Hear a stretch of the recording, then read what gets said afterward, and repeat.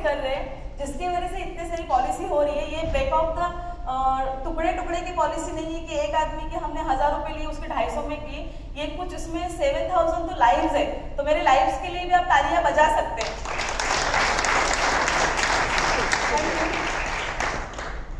अभी मैंने आपको कहा था कि all India age competition, all India age competition ऐसा कंपटीशन है फ्रेंड जिसमें बहुत रेयर एडवाइजर रिपीट आता है, बहुत रेयर। जो मैंने देखा है, जैसे हमें हैदराबाद रामोजी सिटी LIC ने दिखाया, फिर बेंगलुरु है, फिर और कई स्टेट, बट उसमें मैंने देखा है कि 6 साल से मैं लगातार आई हूँ, लेकिन ऑल इंडिया से महाराष्ट्र से बहुत कम आते, 1 या 2, या तो फिर वो भी नहीं। तो हमें ये भी ट्राई करना है कि ऑल इंडिया होता क्या है, क्योंकि काफी सारे लोग मुझे कैफेटेरिया में पूछ रहे थे ऑल इंडिया होता क्या है। तो आप अपने PM से पूछ सकते हैं ऑल इंडिया की जो रिक्वायरमेंट है वो क्या है। मोस्ट प्रोबेबली मैंने तो पॉलिसी बेसिस पे उसको अचीव किया है, but LIC very take care of it कि आपका इतना ध्यान रखते हैं, इतने बड़े बड़े स्टेट में आपको लेके जाके वहाँ पे जो 7 स्टार 5 स्टार होटल में हमें रखते हैं। जैसे हमें अमृतसर में रेडिसन में रखा था, वेरी सुपर, यहाँ भी हम रेडिसन में है। तो ये सारी चीजें हैं जो हमें अचीवमेंट के रूप में मिलती है कि हमें इनकम भी मिल रहा है और हमारा ऐसे सारे होटलों में सम्मान हो रहा है जहाँ पे हम अचीव करके जाते हैं, तो बहुत अच्छा लगता है। अभी मैं थोड़ा पास्ट बताऊंगी कि मैं LIC में कैसे आई। मुझे 7 साल में मैंने 10,000 का काम और 13 MDRT मैंने कैसे किया। मैं बताऊंगी आपको कि मेरा जिस घर में जन्म हुआ, बहुत लोगों को लगता है या तो फिर बहुत बड़े घर से, या तो बहुत बड़ा पापा का इनका बैकग्राउंड होगा, या मतलब पॉलिटिशियंस घर के ताल्लुकात होंगे, ऐसा कुछ भी नहीं है। जीरो बैकग्राउंड, ये जो भी मुझे 7 साल में मिला है वो सिर्फ और सिर्फ नेम और फ्रेम LIC से मिला है। मीना शिंदे ऐसी कोई पहचान नहीं थी 7 साल पहले। एक ऑर्डिनरी लड़की, एक ऑर्डिनरी बहुत स्ट्रगल करने वाली लड़की थी, और इस LIC ने मुझे दिया है। तो आप करेंगे तो आपको भी मिलेगा, क्योंकि LIC सिर्फ परफॉर्मेंस एजेंट को ही फोकस करती है, और परफॉर्मेंस एजेंट को ये सब मेंटेन करना पड़ता है जो मैं मेंटेन कर रही हूँ। तो मैं बताना चाहती थी अपना पास कि मेरे जिस घर में जन्म हुआ है उस घर को तो दरवाजा ही नहीं था। आप सोच सकते हैं कि मैं 2 साल की थी तो मेरे पापा मिसिंग हो गए मुंबई जैसे शहर में, जो अभी तक मिले नहीं। 41 ईयर्स हो गए, ये हमारे लाइफ के लिए एक मिस्ट्रेस है। हम 8 भाई बहन, हमारी मम्मी 22 साल की जब मेरे पापा मिसिंग हो गए, और जिस घर में रह रहे थे उसमें फर्श नहीं था, जो मिट्टी का घर होता है वो, या तो आप बोल सकते 2 दीवारें और पतरे की 2 दीवारें से मिलकर 4 दीवारों का घर। और हमारे साथ में बहुत सारे लोग हमारे साथ रहते थे, उसमें स्ट्रेट डॉग है, कैट्स हैं, आप जितने भी चाहिए लोग, मतलब बोलते ना कि हम लोग चूहों से डरते हैं, हम कॉकरोच से डरते हैं, हमें किसी से डर नहीं लगता। हम साथ में बैठ के खाना खाते थे, क्योंकि हमारे घर ही वैसा था जैसे में दरवाजा नहीं तो आप कोई भी आए और कोई भी जाए। तो 22 साल की एज में मेरी मम्मी और मेरे पापा के जाने के बाद में she is very disturb, NC करना, पुलिस कंप्लेंट करना, जाना घूमना। इसमें मैंने देखा कि हमारे बाकी जो भाई बहन थे, हम 3 बहनें छोड़ के, वो एक दिन में एक की डेथ हो रही थी। हम रोज सुबह उठ रहे एक की डेथ, हम रोज सुबह उठ रहे एक की डेथ। मेरे माइंड में एक कमांड आ गया कि मेरी जिंदगी सिर्फ 24 घंटे की है। जो लोग बोलते हैं ना कि अभी क्या इतना टाइम पड़ा है लाइफ में बहुत सारा करने के लिए, इतना फटाफट क्यों करना है, 10,000 पॉलिसी इतनी जल्दी क्यों करनी है, मुझे तो 1 लाख पॉलिसी करनी है। 1 लाख पॉलिसी के लिए कितनी तालियां होनी चाहिए।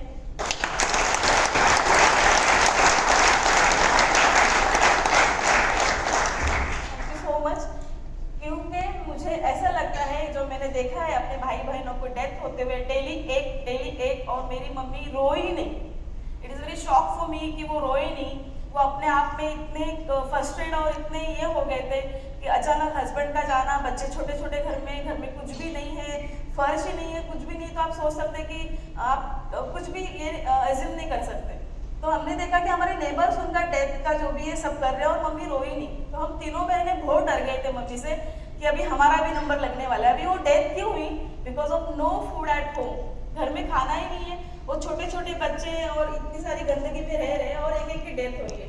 थैंक्स टू गॉड कि शायद कुछ अच्छे काम के लिए हम तीनों को भगवान ने भी रखा, हम तीनों इतने स्ट्रॉन्ग।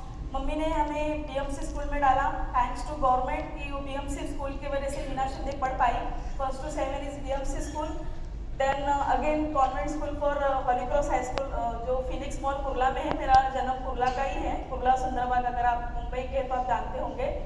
तो 5th स्टैंडर्ड में जाता है तो ये तो यकीन हो गया कि मम्मी 50 रुपये से ज़्यादा कमा नहीं पा रहे, क्योंकि वो कड़िया काम के लिए जाते हैं, सुबह और शाम को आते हैं, वो उतना ही कर पाते हैं और वो कोई ज़्यादा एफर्ट नहीं ले रहे कि ज़्यादा बच्चों को खाना मिले।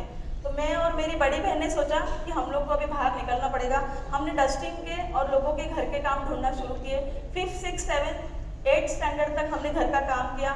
जब 2.5 महीने की छुट्टी होती थी, 2.5 महीने की छुट्टी होती स्कूल की, मार्च का 15 और फिर जून तक का, उसमें हम लोग इंडस्ट्रीज जगह पे काम ढूंढते थे। जैसे हमारे कुर्ला में मसराली लेन फेमस है, मित्तल इंडस्ट्री है, अलसा इंडस्ट्री है, जहाँ पे पहले ऐसा नहीं था कि बाल कामगार नहीं चलते, पहले भी बाल कामगार चलते थे। तो 20 रुपए दिन का, 30 रुपए दिन का ऐसा हमारा रखा। तो हो सके हम मम्मी को हेल्प करने की कोशिश करते थे। एक था कि मेरी मम्मी ने तब से लेके अब तक कोई क्वेश्चन नहीं किया कि बच्चे जा कहाँ रहे हैं और आप कितने लेट आ रहे हैं। मतलब ये सवाल मेरी मम्मी को कभी नहीं देखा कि उन्होंने हमें पूछा होगा कि आप जा कहाँ रहे हो। उसका फायदा मुझे इस बिजनेस में बहुत हुआ। अब ये हो गया 7th स्टैंडर्ड तक।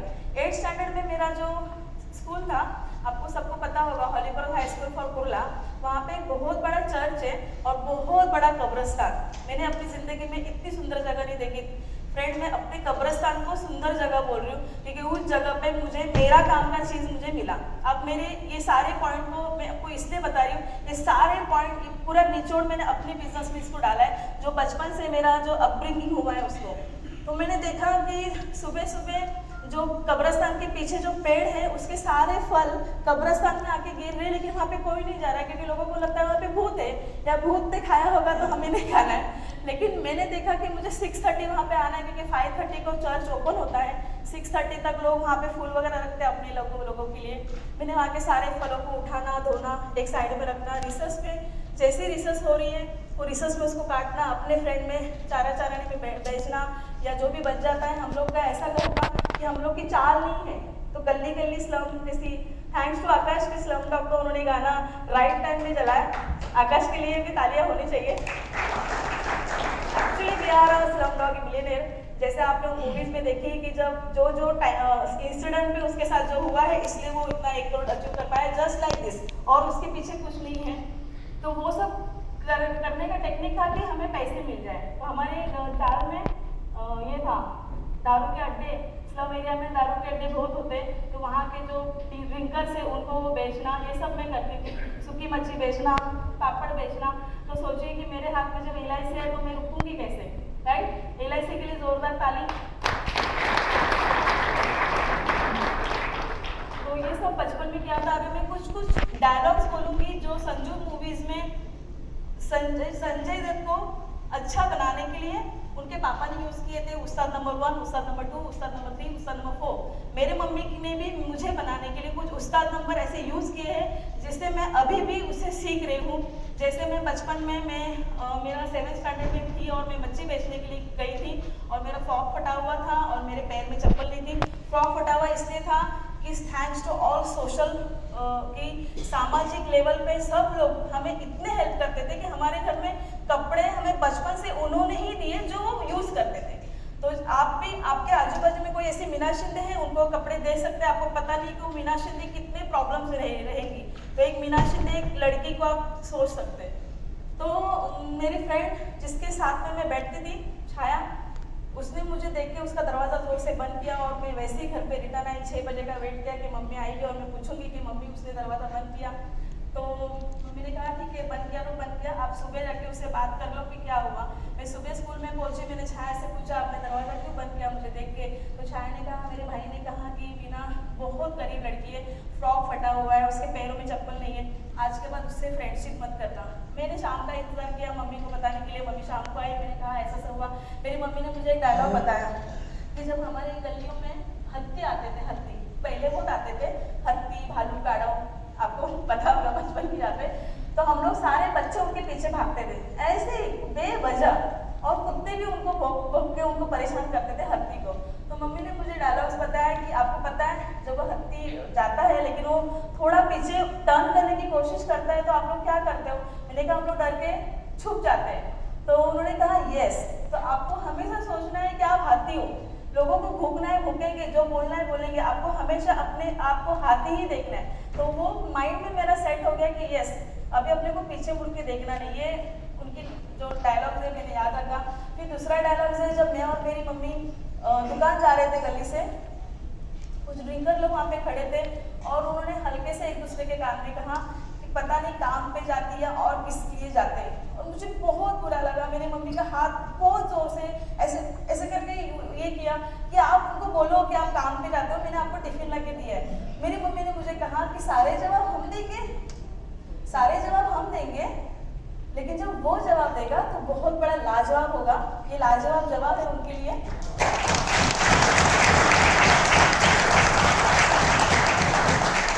So much. तो ये लाजवाब जवाब मैं हूँ और मैंने मम्मी से सीखा कि ज़रूरी नहीं है कि आपको सारे सवालों के जवाब आपको देना है, आपका काम वो जवाब दे सकता है, आपको हर जगह पे झगड़ा करना नहीं है, फॉरगिवनेस करना है। ये सारी चीज़ें लाइफ में आ गई थी। अब हम बढ़ते आगे की तरफ। अभी 8 हो गया, 9 हो गया, 10 हो गया, ये सब काम चल रहा था। 10th में मेरी लाइफ ऐसी चेंज हो गई। मैंने सुबह पेपर दिया, दोपहर में मैंने सोचा आज ही खेलना है, कल से तो काम पे जाना है। और मैं हमारी गली में एक ही सोसाइटी थी, पतपेड़ी, अभी सारी पतपेड़ियाँ तो बंद होती जा रही, क्रेडिट सोसाइटी। तब उस जमाने में वो 24 साल पुरानी सुंदर कोऑपरेटिव सोसाइटी थी, जिसके चेयरमैन ने अभी रिसेंटली 5 साल हो गया सुसाइड कर लिया। तो मैं अपने फ्रेंडों के साथ में क्रिकेट खेल रही थी और मेरा ही बॉल वो धड़क करके जो कांच का दरवाजा था सोसाइटी का उसके जोर से लग गया और वो अरुण जादव सर भाग के आए। उन्होंने कान पकड़ा और उन्होंने मुझे ऐसा बोला कि अक्कल नाही घोडी, तुला कळत नाही का, अक्कल नाही, 3 वाजले घरी जाऊन झोप, थोड़ा मराठी इसमें। तो मैंने कहा कि मला काम नहीं है, तुम्ही काम द्या। तो उन्होंने कहा कि काम पाहिजे। तो उन्होंने कहा चल तुझे आज मैं पनिशमेंट देता हूँ, तू ही ज़्यादा यहाँ पे खेलती है। उन्होंने मुझे पनिशमेंट देने के लिए सोसाइटी में लेके गए। उन्होंने 500 फॉर्म दिए, सभासद नाम, नॉमिनी, एज, और उन्होंने रजिस्टर दिया। उन्होंने कहा जब तक आपको लिखना है लिखो और आप चले जाओ। वो मैं 3:30 बजे वहाँ पे बैठी, वो 7:30 बजे सो के उठे। उन्होंने देखा मैं लिखते जा रही। उन्होंने कहा भाग के नहीं गए। मैंने बोला नहीं भाग के जाऊँगी कहाँ, हमारा घर तो बहुत छोटा है, घर में फैन नहीं है, लाइट नहीं है, यहाँ पे तो लाइट है, फैन है, इतना खूबसूरत और एकदम स्वच्छता है आपके घर में, इसमें सोसाइटी में। तो उन्होंने देखा कि मेरी राइटिंग बहुत अच्छी है। राइटिंग मेरी इसलिए अच्छी हुई थी, उसका भी एक स्टोरी है, छोटा सा ही है, 1-1 मिनट की सारी स्टोरी बताऊंगी, क्योंकि बहुत सारा बताने के लिए 5 घंटा भी कम पड़ता है, क्योंकि मैंने आज तक काफ़ी सारे स्पीचेस दिए हुए। तो उसमें ये हुआ था कि 9th स्टैंडर्ड में मेरे जो फ्रेंड्स है, अभी डॉक्टर रूपाली वाघमारे, काफ़ी सारे फ्रेंड अभी भी मेरे क्लाइंट है, वो जो हम लोग स्कूल के फ्रेंड थे, वो लोग ने मार खाया था होमवर्क के लिए। और मैंने देखा था कि मैं जब बैक बेंच पे जाकर बैठ रही हूँ रिसेस में और वो लोग अपने टिफिन ओपन कर रहे हैं, उस टिफिन से इतनी खुशबू आती थी। और खाने के बारे में मेरे माइंड में ये चीज़ें हैं कि खाएंगे नहीं तो मरेंगे, क्योंकि मैंने मरते हुए अपने भाई बहन को देखा था कि उन्होंने खाया नहीं इसलिए वो मर गए। तो मुझे ऐसा लगता था कि वो कब मुझे ऑफर करे यार, वो कब मुझे मेरे साथ फ्रेंडशिप करे कि एटलीस्ट मैं एक आधी रोटी उनके साथ शेयर करूँ, बट वो कभी हुआ नहीं। बट उस दिन जिनको मार पड़ी चारों को एक साथ, तब मैंने उनको बाहर जाके बोला कि आपको मार पड़ रही है, आप होमवर्क नहीं कर रहे हो, क्या मैं आपका होमवर्क कर दूँ दोपहर में 1 बजे छूटने के बाद, मैं आधे घंटे में करूँगी, फिर हम लोग घर पे चले जाएंगे, लेकिन मुझे एक डील करनी है, मुझे आपके हर एक टिफिन से 1-1 रोटी चाहिए और थोड़ी सी सब्जी चाहिए, बस। उन्होंने कहा ठीक है 2-2 लेना। हमें बहुत कंटाल आता है टिफिन खाने में। बस फिर क्या, 2 महीने तक वो उनके टिफिन मुझे मिलते रहे, 2 महीने तक ये सब कुछ चलता रहा। बाद में हुआ कि हिंदी के टीचर को डाउट हुआ जब उन्होंने कॉम्पिटिशन बुक देखी कि हमारे 5 की राइटिंग सेम थी। अभी आधे घंटे में मुझे 4 लोगों का करना है, घर पे मेरा करना है। और फिर उन्होंने देखा मुनी सर करके, मुझे सारी चीज़ें याद है, मुझे किसने किसने खाना खिलाया, मुझे किसने फ्रॉक दिया, मुझे सारी चीज़ें बाय हार्ट है फ्रेंड्स। आप किसी भी टाइम का मुझे पूछो मैंने 5th स्टैंडर्ड में क्या किया, 6th स्टैंडर्ड में क्या किया, इतनी थैंक्स टू गॉड कि उन्होंने मुझे मेमोरी स्ट्रॉन्ग दिया। मुनी सर ने मुझे बुलाया, उन्होंने कहा ये सारे राइटिंग्स किसके हैं, उन चारों को पहले बुलाया था कि सेम राइटिंग्स किसके हैं। तो उन्होंने मेरा नाम लिया और मैंने बहुत रोई उस दिन। मैंने कहा सॉरी सर मैंने लिखा था और ये मुझे टिफिन देते थे। तो उन्होंने सबको भेज दिया और फिर मुझे समझाया कि वो लोग भी अपना पढ़ने के लिए आते हैं, आप उसको ऐसे आदत लगाओगे तो ये अच्छा नहीं हो, इस तरह का खाना भी क्या फ़ायदे का है, आपको अच्छा लगेगा। मैंने बोला नहीं सर मैं आज के बाद नहीं करूँगी। फिर उसके बाद मैंने नहीं किया, इसलिए वो 10th में वो 500 फॉर्म रजिस्टर पर भी लिख पाई, क्योंकि राइटिंग बहुत फास्ट है और टाइम बाउंड पता चलता है कि कितना जल्दी करना है।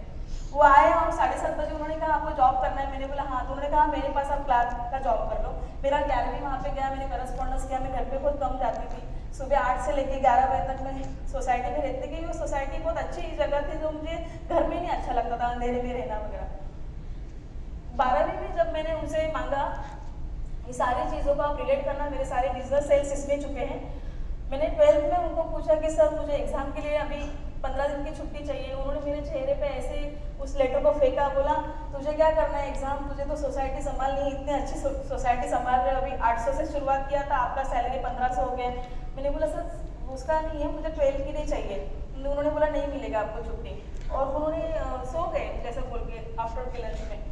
मैंने वो लेटर उठाया और मैं रोते रोते जा रही थी। ऑडिटर मुझे मिले, ऑडिटर ने बोला कि अरे ऑडिट के लिए बैठना, आपका टाइपिंग अच्छा है। उस वक्त में मेरा 30, 60, 80 इंग्लिश, हिंदी, मराठी सारे टाइपिंग्स हो चुके थे, स्टेनो की प्रैक्टिस हो चुकी थी, सेक्रेटरी की प्रैक्टिस हो चुकी थी। वो सब कुछ मैंने मॉर्निंग सेशन में रखा था कि 6 to 9 ये करना है, 10 o'clock को अपने को वो करना है।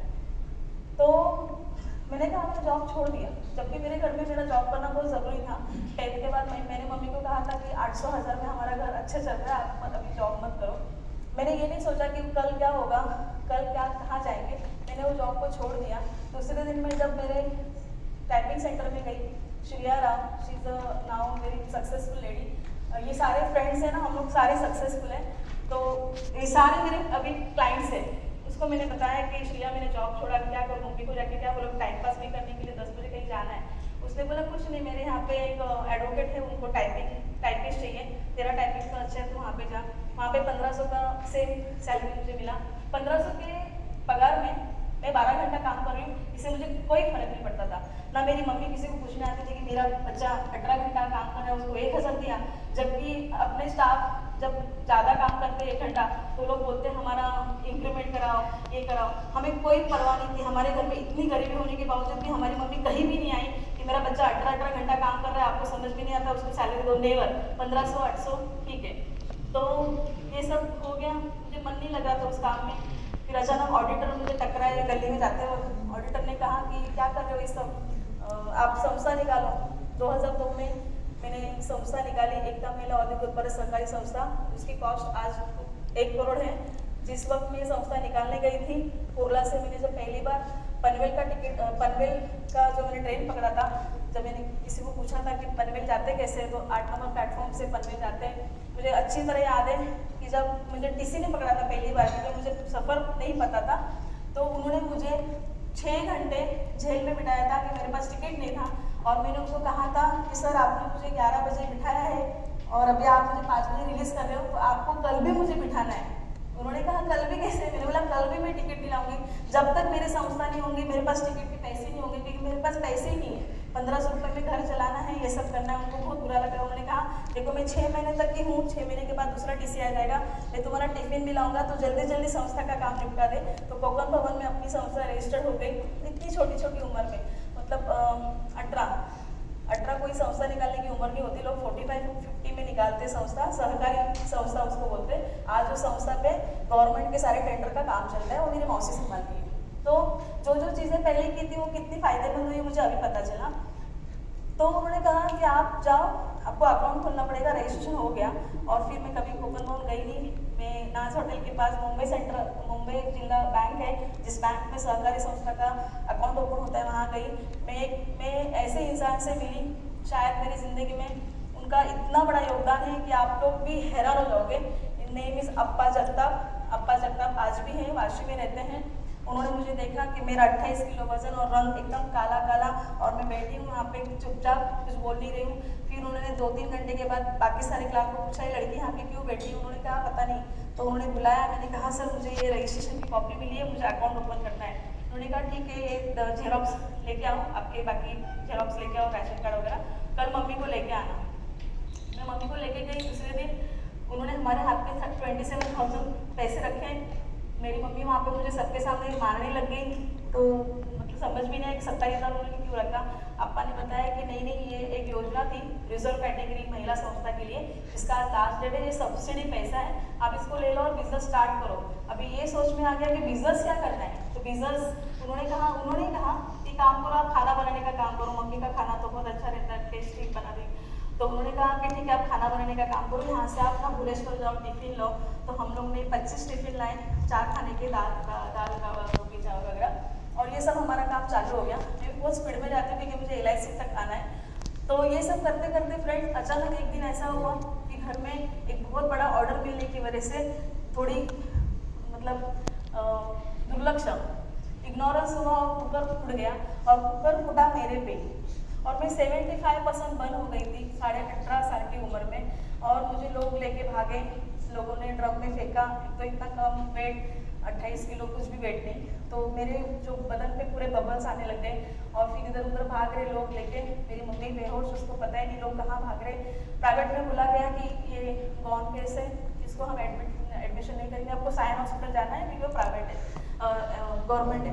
सायन हॉस्पिटल में गई, मेरी ज़बानी नहीं गई कि कैसा हुआ, क्या हुआ, मैंने खुद किया या कैसा हुआ वगैरह वगैरह। और डॉक्टर ने कहा कि अभी ये 2 घंटे में मर जाएगी क्योंकि इतने बबल्स बॉडी पे पूरे आ गए हैं ना, और बहुत कमज़ोर भी लड़की है। तो 2 घंटा वो आ रहे जा रहे देख रहे। मेरी मम्मी भी पीछे पीछे रिक्शा से आई, मेरी बहन आई, मेरी बड़ी बहन की शादी हुई थी, और 5 साल के बाद उसको 3 महीने का प्रेगनेंसी था, और ये सब मेरे साथ में हादसा हुआ था। मेरी मम्मी लेके मुझे बैठ रही है, उनको रिक्वेस्ट करी कि AC रूम दो, ये वो दो। उन्होंने कहा AC रूम नहीं मिलेगा, कुछ नहीं मिलेगा, अभी मरने वाली, अभी मरने वाली। हर वक्त वो आते थे, अरे मरी नहीं अभी तक, अरे मरी नहीं अभी तक। और वो जो बबल्स है वो पूरे फूकते जा रहे हैं, ब्लैक हो रहे हैं क्योंकि मतलब अभी वो टाइम हो रहा है ना। तो उन्होंने कहा कि फिर सारे नेबर्स ने कहा कि इसको हम निकाल दें यहाँ से। वो लोग ने कहा यहाँ पर रेस्ट्रिक्शन है, 24 घंटे तक डेड बॉडी 24 घंटे के बाद लेके जाते हैं। तो उन्होंने मुझे समझ ही नहीं आता कि मेरी डेड बॉडी हो गई है। तो कल सुबह वो मेरे को डेड बॉडी के रूप में मेरे घर वालों को देने वाले थे, मेरी मम्मी और मेरे बहनों को। तो वो रात निकालना बहुत मुश्किल था। आप इमेजिन करो कि ऐसे घर में आपका हुआ है ऐसा एक्सीडेंट, 75% बर्न आप हुए हैं, और जनरल वार्ड में एक ही बेड पे 3 लोग सोए हैं लेडीज। आपको पता नहीं है फ्रेंड, जब ऐसे इंसिडेंट होते हैं और आपके पास पैसे नहीं होते, इतनी मजबूरी हो जाती है, इतनी मजबूरी हो जाती है कि आप लोग बोल नहीं सकते मतलब पैसा होना कितना ज़रूरी है। क्योंकि मैंने उस वक्त वो एहसास किया, विदाउट मनी मेरा ट्रीटमेंट नहीं हो रहा था। जहाँ पे सारे सब सोए हैं वो बोल रहे कि आप उधर सो जाओ, और ऑलरेडी वहाँ पे सारे महाराष्ट्र से जली बुझी हुई लड़कियाँ, आधी जली हुई नेकेड सोई हुई, और वो लोग मुझे बोल रहे आप भी उधर सो जाओ, अभी आप रात को तो मरने वाले हो, रात को तो मरने वाले हो। हर वक्त कोई बोल रहा है मैं मरने वाली हूँ। सुबह हुई और मैं जिंदा थी, डॉक्टर ने बोला लेके जाओ, अभी इसको लेके जाओ, हम लोग ट्रीटमेंट नहीं देंगे। सारे डॉक्टर बाहर गए हैं, 2 महीना चल रहा है। फर्स्ट में कोई इंसिडेंट हुआ था, मेरे घर वालों ने, नेबर ने लेके गए महाजन डॉक्टर के पास। अभी भी वो है, और उनका हॉस्पिटल भी अमर हॉस्पिटल, वो मैटरनिटी था।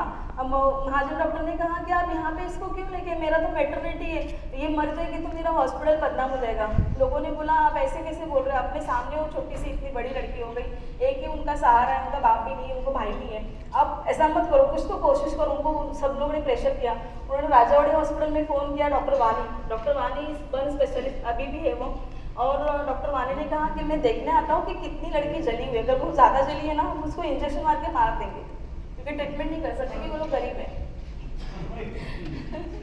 तो वो आए डॉक्टर वानी, उन्होंने कहा बाप रे ये तो जिंदा कैसे रही 24 घंटे में, बहुत बुरी तरीके से इसके बबल्स वगैरह है, पता नहीं अंदर कितने ज़्यादा इंजर हुए होंगे, और इसको मर जाना ही अच्छा है क्योंकि इसकी शादी नहीं होगी, और इसको जिंदगी भर ये सब बांध के घूमना पड़ेगा जो हम कोविड में बांध के घूम रहे हैं ना। तो उन्होंने कहा पूरा दुपट्टा वगैरह बांध के घूमना पड़ेगा, और वैसे भी इसके ट्रीटमेंट के लिए मेरे पास टाइम नहीं है, बबल भी मैं फोड़ नहीं सकता। मेरी बहन ने बोला सर आप सिर्फ बबल फोड़ के दो, बाकी उसका मैं सब कुछ कर दूंगी। उन्होंने कहा उसको बेहोश करना पड़ेगा, विदाउट बेहोश उसका एक भी बबल्स हम फोड़ नहीं सकते। मेरी बहन ने बोला नहीं आप फोड़ो। उन्होंने बोला ठीक है साइन करो कि इस दरमियान अगर उसको कुछ हो गया तो ये डेथ हो गई तो इसकी जिम्मेदारी आपकी है। 8 लोगों की टीम आई, मुझे एक कमरे में लेके गए, 4 जेंट्स पैर पकड़ रहे, 4 नर्सेस हाथ, और उन्होंने मैं मतलब आप बिलीव करिए कि मुझे बेहोश किया नहीं गया, और मेरे बबल्स को वो ये कर रहे, फाड़ रहे। इतनी चीखें, इतना दर्द मैंने उस वक्त महसूस किया। उन्होंने कहा कि ये सब होने के बावजूद भी अगर वो 5 घंटा तक नहीं जागी तो आप समझ लेना वो डेथ है। और स्मशान भूमि तो पास में सोनापुर गली हमारे में बोलते हैं, शीतल टॉकीज सोनापुर गली के बीच में हॉस्पिटल है, 2-3 हॉस्पिटल छोड़ के सोनापुर गली का स्मशान है वहाँ पे। तो अभी ये सब कुछ हुआ, और रियली में मुझे 6 घंटा होश नहीं आया, और घर वालों को लगा मैं गई। फिर इतना रोना धोना शुरू हो गया मम्मी का, नेबर्स का, और एक नेबर नहीं, डिफरेंट कास्ट के ना, तो कोई अल्लाह को मान रहा है, कोई जीसस को मान रहा है, कोई किसको मान रहा है कि इस लड़की को अच्छा सा कर दो वगैरह वगैरह। और 8वें घंटे में मुझे होश आया, 8वें घंटे में मुझे होश आया, थैंक यू। और तब शुरुआत हुई अलग चीज़ों की, जैसा मेरा ये बर्न जो है वो ठीक नहीं हो रहा था। 2 महीना हो गया, 3 महीना हो गया, हॉस्पिटल में पड़ी हूँ मैं, मेरे ठीक नहीं हो रहे। डॉक्टर बोल रहे हैं डायबिटीज़ होगा, वैसे भी जी के भी मतलब ये सारे पैचेस रहेंगे क्योंकि आईब्रोज निकल चुके थे, सारा फेस खराब हो चुका था। और मैं ठीक हो गई थी, मेरे जख्म धीरे धीरे सूखने लगे। और फिर अचानक से मैंने 2-3 महीनों में आईना नहीं देखा था कि मैं कैसी हुई हूँ।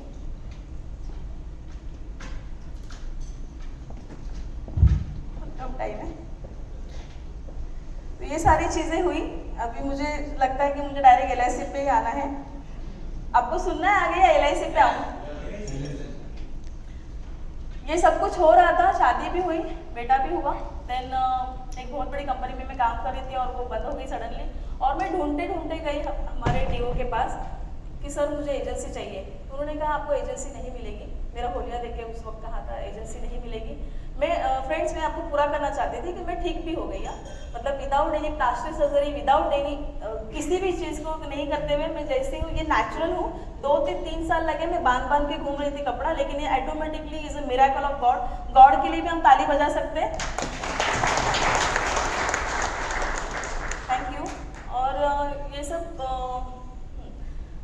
सर ने DO ने मुझे कहा कि 200 फॉर्म आप लाओ।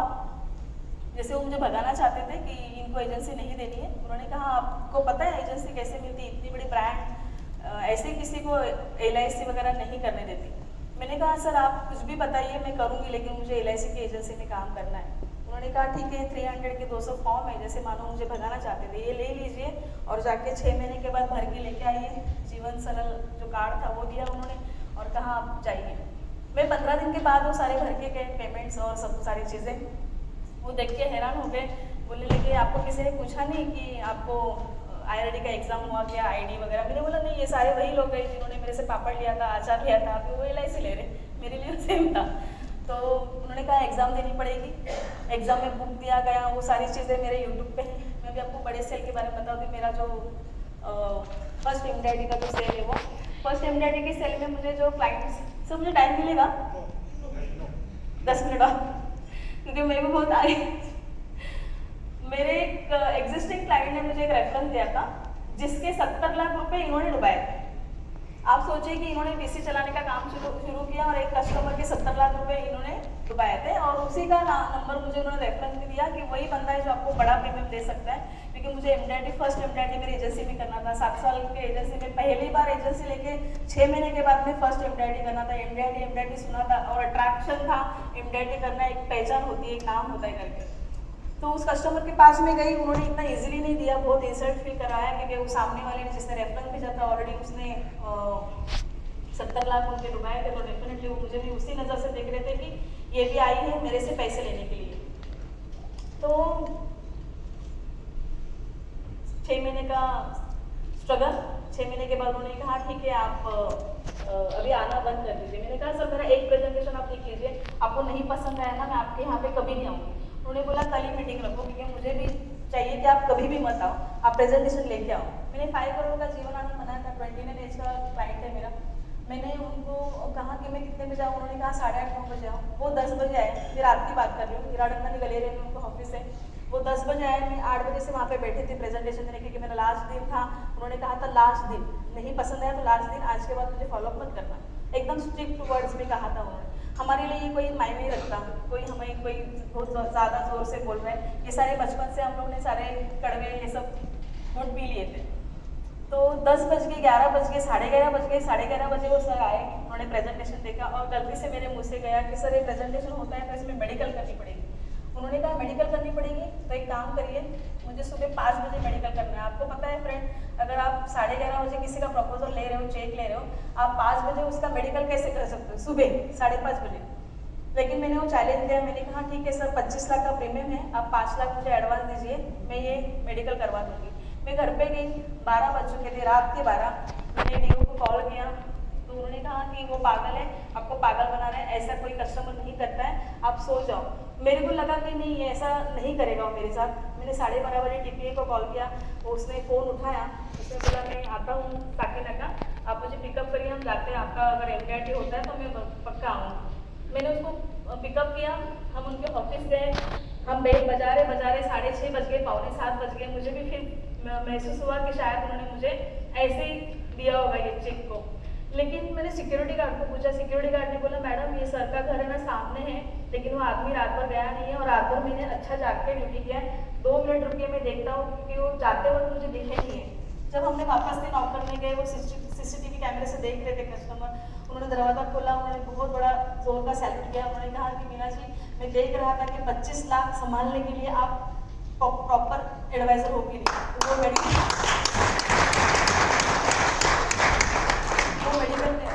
मेडिकल वगैरह किया, फिर हमने वीएम को भी समझाया कि ऐसे ऐसा सिचुएशन था, फिर उन्होंने किया, वो ओआरवेब केस पास हो गए। उस एक कस्टमर की वजह से जब मेरा फर्स्ट एमटीआईटी हुआ, जो अभी 13 एमटीआईटी मेरे डबल एमटीआईटी हुए 7 साल में, आपके जैसे मुझे आशीर्वाद दे दीजिए मैं सीओटी टीओटी कर पाऊँ। इस साल मेरा सीओटी करना है, आप मुझे आशीर्वाद दे सकते हैं। आशीर्वाद देने के लिए ना हम लोग तथास्तु बोलते हैं, आप तथास्तु बोलेंगे? तथास्तु। थैंक यू सो मच, क्योंकि आप सभी में भगवान है, उन सारे भगवानों को मैं नमस्कार करती हूँ, क्योंकि आप हम सब जीते जाते हैं, भगवान है कोई ऐसे ये नहीं है। ये हो गया मेरा एक सेल। ऐसे काफ़ी सारे सेल हैं जिसमें मैं बड़ा सेल बताऊंगी, जहाँ पे मेरा 300 वन डे हुआ था।